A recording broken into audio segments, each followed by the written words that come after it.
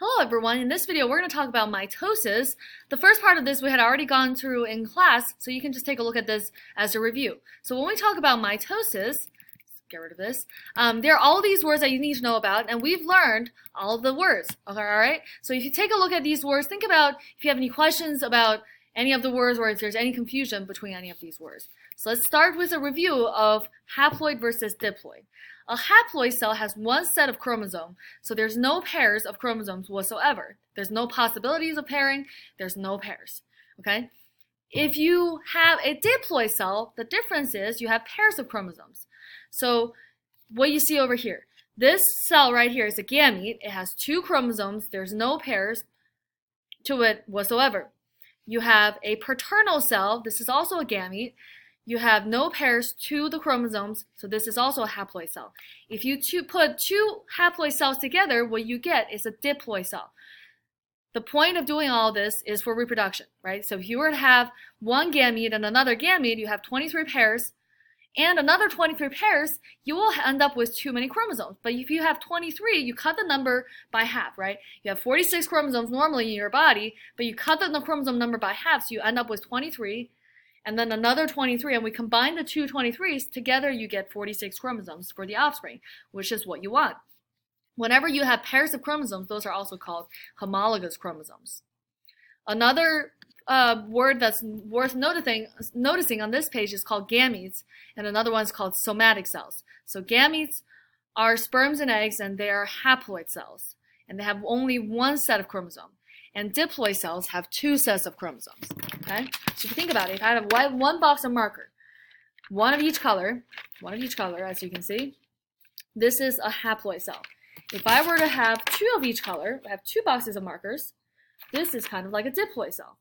But if you want to start with one, let's say this is what you start with, right? But we want to end up with children that also have two boxes of markers. You need one of these, and put the two together. That's the process of fertilization. Moving on, haploid versus diploid analogy. Haploid is like a set of cards. You have one of each type of card. And a diploid cell, it has two of each card, right? A diploid cell has pairs of chromosomes. So these are pairs, these are pairs, these are pairs. But as you can see, the pairs aren't exactly the same, right? So when we talk about pairs of chromosomes, they aren't exactly the same, but they're pairs of chromosomes and they're very, very similar to each other. So when you look at these two pictures, right, let's take a look at the definition. Diploid is two of each type of chromosome going through sexual reproduction, or one set from each parent, right? So in your body, you have half of your chromosomes from mom and half of your chromosomes from dad. And somatic cells are diploid cells. And haploid cells is one set of chromosome only, and the gametes are haploid cells. And when you look at this picture right here, you have 23 pairs of chromosomes, but you have 46 chromosomes. But because you have pairs of chromosomes, you have 23 pairs of chromosomes.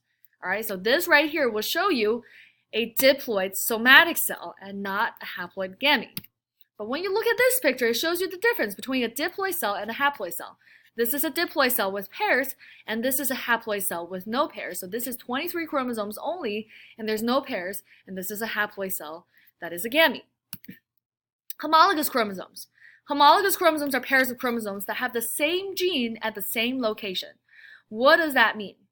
It means if we have eye color right here, this has to be eye color, this has to be eye color, this has to be eye color. Those are sequences of DNA that codes for eye color.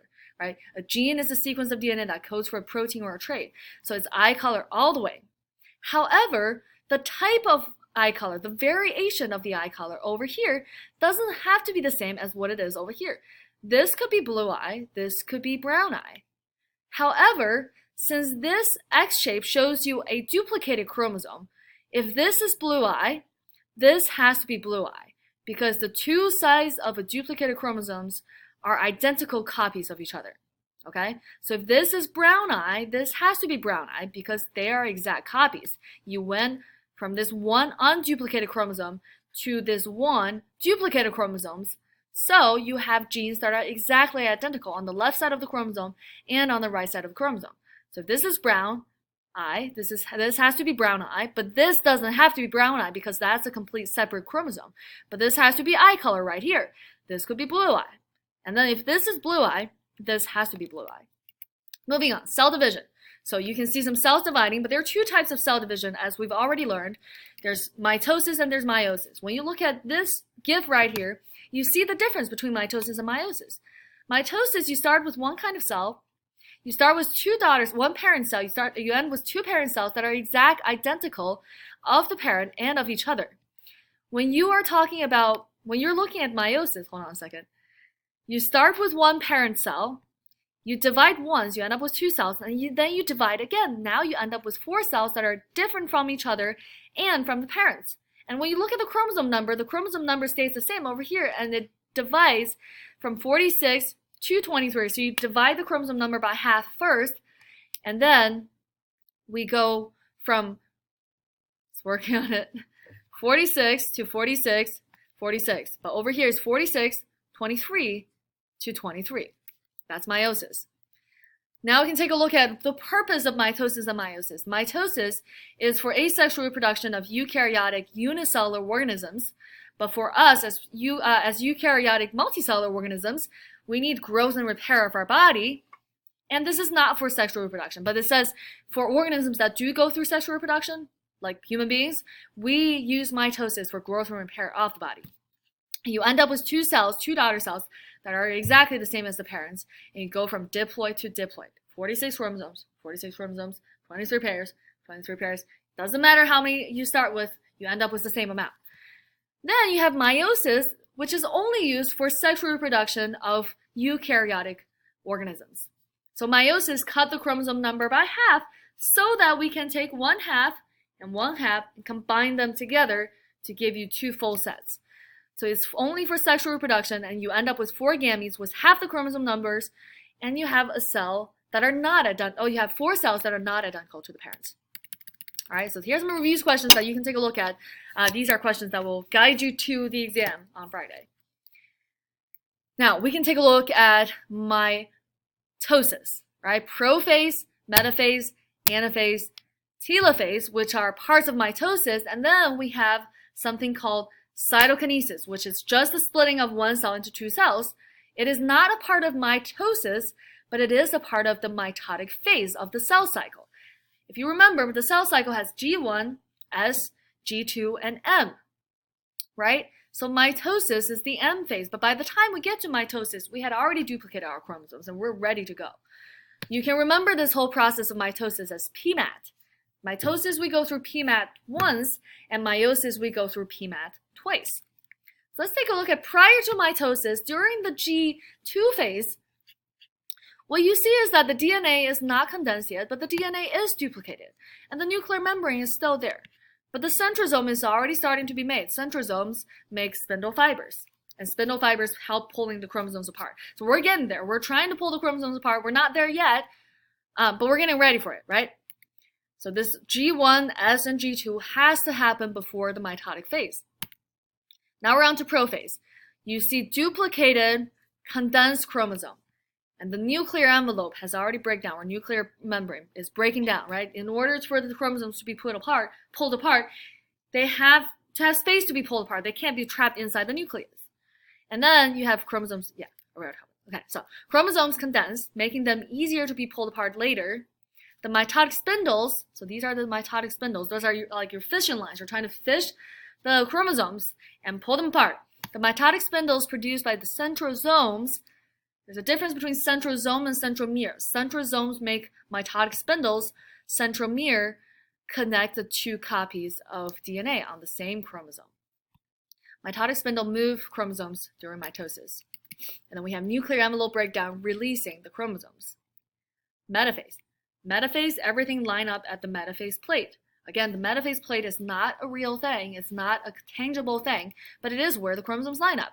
Sister chromatids of the chromosomes line up at the metaphase plate. Metaphase plate is not a physical structure, again. It's just a term for where everything lines up, okay? Sister chromatids line up at the metaphase plate.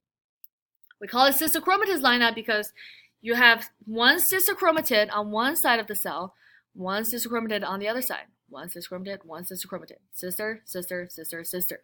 All the sister chromatids are lined up. Metaphase. Then, at the metaphase, there's a metaphase checkpoint. Because if your spindle fibers aren't attached to the sister chromatids correctly, then the sister chromatids are not going to be pulled apart together, right? Pulled apart from each other, right? So we have the checkpoint checking for the chromosomes have to be lined up, and the kinetochore, which is the attachment point, has to be actually attached to the mitotic spindles. The purpose of this is to make sure that the sister chromatids will actually split evenly. Otherwise, you'll get an uneven number of chromosomes, which is not going to work out so well. If a chromosome is not properly aligned, the cell will actually halt division, meaning that the cell will stop what it's doing. It's going to wait a little bit until this problem is fixed. It's going to try and reattach the mitotic spindle to the sister chromatids. Anaphase. Anaphase sister chromatids separate and move to opposite ends of the cell, right? So see the sister chromatids? So we actually went from 4 chromosomes to 8 chromosomes now, because we had 4 unduplicated chromosomes, and when the sister chromatids are pulled apart, they become 8 unduplicated chromosomes. Okay, so microtubules, which are what the spindle fibers are made out of. So sister chromatids separate and move to opposite ends of the cell. And then we have telophase. Nuclear envelope reform, so we're trying to create 2 new cells, so they need new nuclei. And the spindle fibers start to disappear. So cells nearly done dividing, 2 nuclei form, 1 for each set of chromosome, nuclear membrane reappear, right?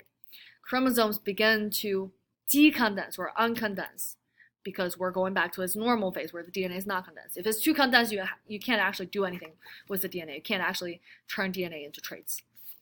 Lastly, we have cytokinesis. Again, it's not a part of the mitosis, but it is a part of the mitotic phase of the cell cycle.